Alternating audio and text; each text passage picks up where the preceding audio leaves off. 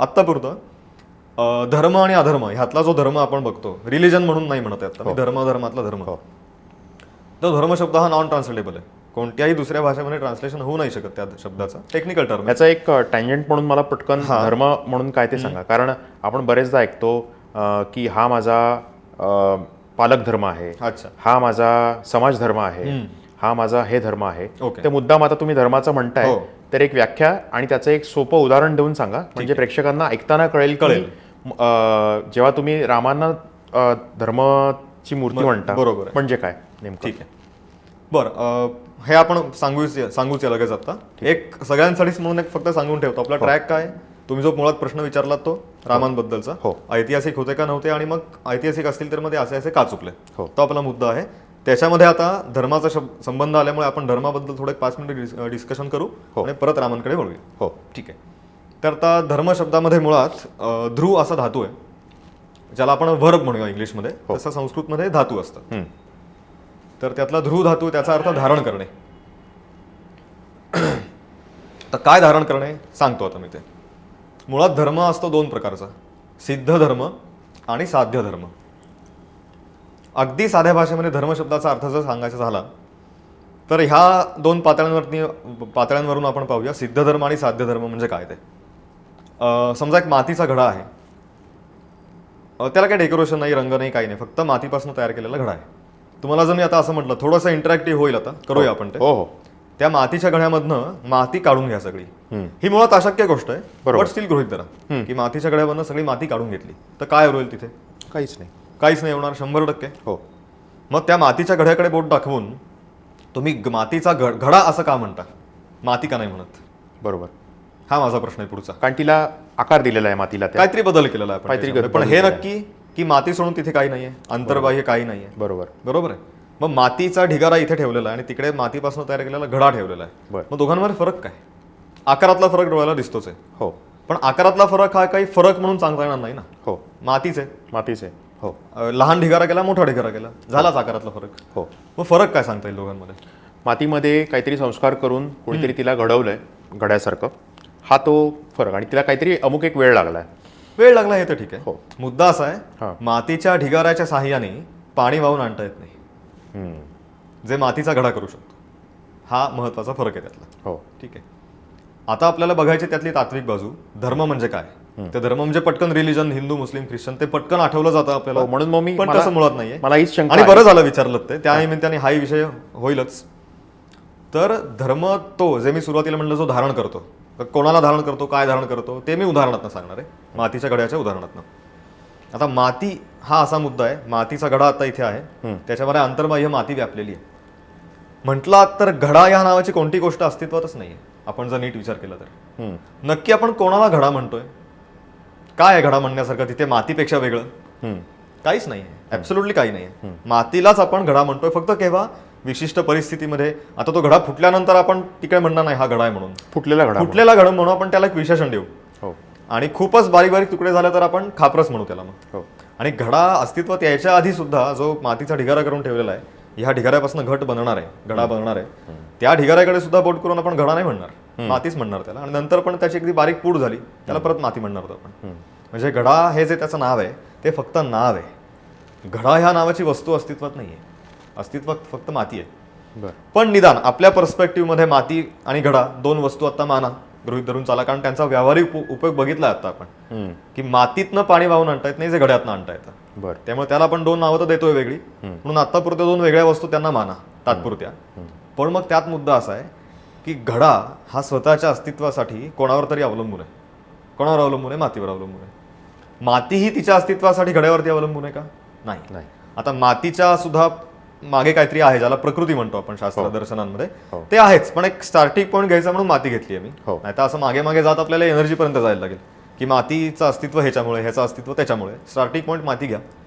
त्यामुळे मातीही तिच्या अस्तित्वासाठी कोणावरही अवलंबून नाहीये, कोणावरही म्हणतोय आता मी. आणि घडा मात्र त्याच्या अस्तित्वासाठी मातीवरती अवलंबून आहे. दुसरा मुद्दा, मातीचं अस्तित्व संपलं समजा काही कारणाने, तर घड्याचं अस्तित्व त्याच क्षणाला संपणार आहे. पण घड्याचं अस्तित्व संपल्यामुळे मातीचं अस्तित्व संपणार नाही कधीच. त्यामुळे मग आता असा मुद्दा आहे, धारण करणे म्हणजे काय?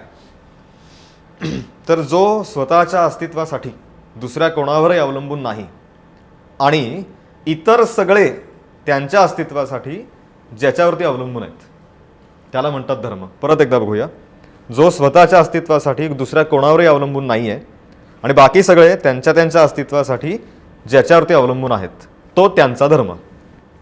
जसं इथे आता ही व्याख्या झाली युनिव्हर्सल, ती आता इथे आणूया आपण.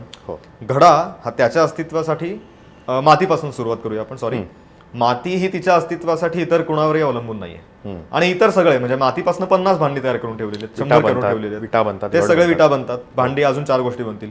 ते सगळेच्या सगळे त्यांच्या अस्तित्वासाठी जिच्यावरती अवलंबून आहेत मातीवरती तो त्यांचा धर्म. म्हणजे त्या 100 भांड्यांबद्दल बोलताना 100 भांड्यांचा धर्म काय? माती. हा धर्म मूर्त धर्म आहे, डोळ्याला दिसतो. तसा अमूर्त धर्म सुद्धा असतो. मग त्याला आपण मी पिता आहे तर माझा पितृधर्म काय, मी पुत्र असेल तर माझा पुत्रधर्म काय, हे जे आपण तसं आपल्याला हे व्यवहारात पण माहिती आहे आता. पितृधर्म काय, पुत्रधर्म काय, पतिधर्म, पत्नीधर्म, राजधर्म. राजधर्म आणि पतिधर्म हे 2 शब्द लक्षात ठेवा. रामांबद्दल लागणार आहेत आपल्याला ते, कारण राम पती पण आहेत कोणाचे तरी आणि राजा पण आहे. तर हा झाला धर्म. त्यामुळे मूर्त पण असतात धर्म, धर्म अमूर्त सुद्धा असतात. मग त्या धर्म आणि अधर्मांमधला जो धर्म आहे त्या धर्माबद्दल आता आपण बोलूया. आता मी खूप दार्शनिक ह्याच्यात मुद्दाम शिरलो नाही. तुम्हाला अजून काही वाटलं तर विचारा धर्माबद्दल, अपेक्षित असं काही तुम्हाला असेल तर. अदरवाईज साधारणपणे जर लक्षात आलेलं असेल, लक्षात आले. आता आपण रामांकडे येऊया परत आता. तर धर्म अधर्मांमधला जो धर्म हा जो शब्द आहे तो नॉन ट्रान्सलेटेबल आहे बाकीच्या भाषांसाठी, पण संस्कृतमध्ये त्याचे समानार्थी शब्द असूच शकतात. तर धर्म शब्दाचा एक समानार्थी शब्द संस्कृतमध्ये आहे मर्यादा. जो मराठीमध्ये आपल्या सामर्थ्यावरती असलेली मर्यादा, बंधन अशा अर्थाने थोडा वापरतो आपण. आम्ही माझा समज तसा एक्झॅक्टली तो त्याचा अर्थ आहे, पण तो सेकंडरी आहे किंवा तो मराठीमध्ये जास्ती तो अर्थ उतरलेला आहे. हे मी एक जाता जाता सांगून टाकतो मुद्दा की मराठी लोकांचा एक तोटा पण आणि फायदा पण आहे. किंवा मराठी म्हणण्यापेक्षा मी म्हणेन प्रादेशिक भाषिक जे आहेत भारतातले, कारण प्रत्येक प्रादेशिक भाषा ही कुठे ना कुठे संस्कृतमधून उगम पावलेली आहे. हे मला जाता जाता तुमच्यासाठी आणि सगळ्यांसाठीच एक छोटासा संदेश द्यायचा आहे ह्यातनं. म्हणून हा एक विषय फक्त मांडतो मध्ये मी की कोणत्याही माणसाने ज्याची जास्ती विशेषतः प्रादेशिक मातृभाषा ज्याची आहे भारतातली एक कोणती तरी भाषा, त्यांनी संस्कृत ग्रंथ वाचता नाही तर सेल्फ स्टडी शक्यतो करू नये. शक्यतो म्हणण्यापेक्षा करूच नये. का करू नये? कारण संस्कृतचं व्याकरण आलं आणि माझ्याकडे डिक्शनरी आहे घरी, ती त्याच्यावरनं मी संस्कृत ग्रंथांचा अर्थ लावू शकेन हे शक्य नाही. त्याचं छोटंसं एक्झाम्पल देऊन ठेवतो आता लगेच. मी तुम्हालाच विचारतो, हरी हा एक शब्द मी आता उच्चारला, तर बरेच तुम्हाला काय अर्थ माहिती आहे त्याचा? विष्णू, कृष्ण, राम हाच अर्थ माहिती. एवढंच येतं. बरोबर आहे. गंमत अशी आहे, संस्कृतमध्ये हरी शब्दाचे एकापेक्षा जास्ती अर्थ आहेत. विष्णू, कृष्ण, राम हा एक अर्थ झाला. हरी शब्दाचा दुसरा एक अर्थ इंद्र. आता गंमत व्हरायटी बघा किती आहे. हरी शब्दाचा अजून एक अर्थ आहे सिंह, अजून एक अर्थ आहे घोडा, अजून एक अर्थ आहे माकड आणि अजून एक अर्थ आहे गाढव. यात कानामात्रा वेलांटीचा फरक नाही, काहीही फरक नाही. तसाच शब्द पायमोडका ह अ र ई हरी. ह्याच शब्दाचे इतके 5-6 अर्थ आहेत. आता सिंपल मुद्दा, माझ्यासमोर एक ग्रंथ आला, त्या शब्दात मला हरी हा शब्द, त्या ग्रंथामध्ये हरी हा शब्द लिहिलेला दिसलाय मला. मला विष्णू हा अर्थ माहितीच आहे, पण तरी मी म्हटलं एकदा चेक करूया अजून कोणते अर्थ नाही आहेत ना. मी कोश काढला, कोशात मला 5-6 अर्थ मिळाले. आता माझी समस्या मोठी झाली. म्हणजे आता उदाहरणार्थ असं एक वाक्य आलं की हरी पाणी पितो, तर नेमकं कोण पितो? एक्झॅक्टली. तर माझी समस्या आता मोठी झाली. मला आधी एकच अर्थ ठाऊक होता, आता माझ्यासमोर 6 अर्थ आहेत. तर या 6च्या 6 अर्थांपैकी कोणता एक अर्थ इथे ग्राह्य आहे आणि बाकीचे कोणते 5 अर्थ इथे त्याज्य आहेत ते मी ठरवू शकत नाही. तिथे माझा रिसर्च मला मदत करू शकत नाहीये. प्रॅक्टिकली शक्यच नाही. कारण त्याचं उत्तर एकमात्र कोण देऊ शकतो? ज्याने ते लिहिलंय तोच देऊ शकतो ना, दुसरं कोणी देऊ शकत नाही. साधा व्यवहारामध्ये आपण बघतो, सुरेश आणि रमेश अशा हाका मारल्या गर्दीमध्ये, रमेश हाक मारली, मला हाक ऐकू आली सुरेश, आणि म्हणून मी ओ दिली, आणि मग त्यांनी सांगितलं नाही मी रमेशला हाक मारली होती. तोच त्या बाबतीत प्रमाणे ना, त्यांनी काय शब्दातनं तोंडातनं शब्द उच्चारले ते मी त्याच्यावरती असं लादू शकत नाही. नाही मी सुरेश ऐकलंय, तू सुरेशच म्हटलायस, नाही मी म्हणू शकत असं. हा, आता मजा मस्ती चाललेली असते ती गोष्ट वेगळी. अदरवाईज तो जर सांगतो मी रमेश म्हटलंय, तर त्यांनी रमेश म्हटलंय हेच मानायला लागतं आपल्याला. तो एका मात्र सोर्स आहे तिथे. त्या पद्धतीने व्यासांनी समजा महाभारतामध्ये हरिशब्द लिहिलेला आहे, माझ्यासमोर तो ग्रंथ आला, तर हरिशब्दाचे 5-6 अर्थ आहेत. त्यातल्या कोणत्या अर्थी मी आता इथे हा शब्द लिहिलेला आहे, मी म्हणजे व्यासांनी समजा, ते कोण सांगू शकेल? फक्त व्यास सांगू शकतील, बाकी कोणी सांगू नाही शकत. बाकी कोणी जर सांगितलं तर ती पॉसिबिलिटी ठरेल, त्यांच्यावरती पण लादू नाही शकत ते. संभावना, आणि संभावना ही कायम संभावनाच राहते. तिचं व्हेरिफिकेशन करून घेण्यासाठी तुम्हाला व्हेरीफाईड पर्सनकडे जायला लागतं. तो पर्सन आहे व्यास. आज तर तुमच्या माझ्यात ते नाही आहेत, मग आपल्याला कधीच कळणार नाही का तिथे काय म्हणायचं त्यांना, ते कळणार.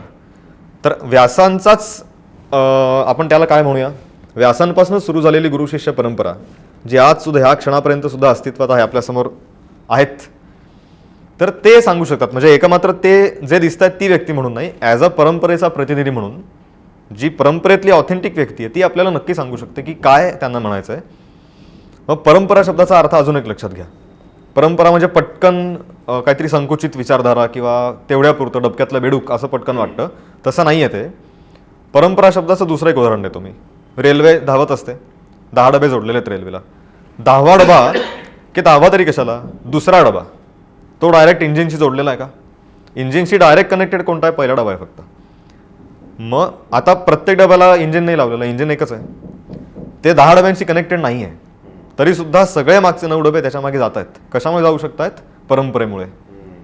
परंपरा म्हणजे इथे परंपरा शब्दाचा अर्थ काय?